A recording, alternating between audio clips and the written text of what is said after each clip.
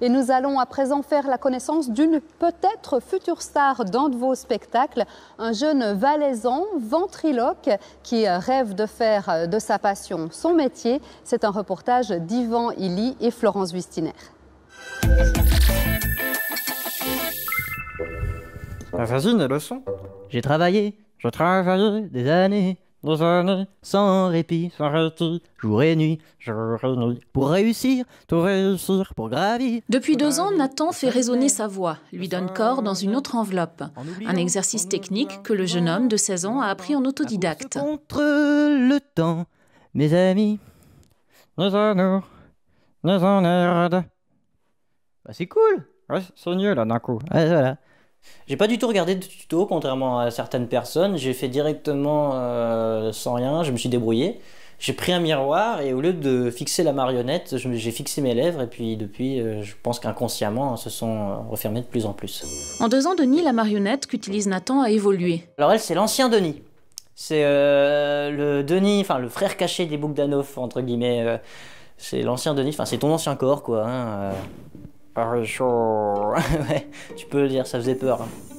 Depuis quelques jours, Nathan apprend donc à prendre en main la version 2.0 de Denis, fabriquée par un marionnettiste français de renom, Mehdi Garrigue, chez qui il a passé quelques jours. Nathan était vraiment intéressé, parce que j'ai beaucoup de gens qui m'appellent, mais qui sont intéressés parce que Jeff Panaclock, parce que Capucine, voilà. Mais en fait, la marionnette derrière, ça les intéresse pas tant que ça, et là, j'ai bien vu que si. Par contre, c'était vraiment...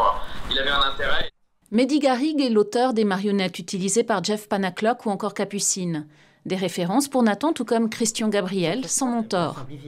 Plus près de lui, sa famille le soutient totalement. Je peux que l'encourager sur ce genre de choses, et puis tant que je pourrai l'accompagner, l'encourager, je le ferai.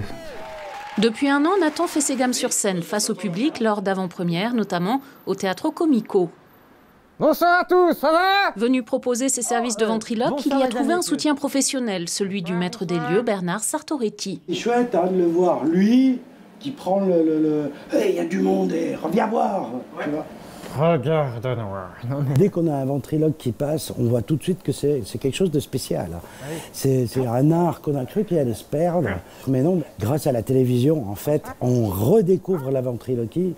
Et puis c'est une ventriloquie beaucoup plus libérée que ce qu'il y avait une trentaine d'années quand j'étais gamin, par exemple, aussi.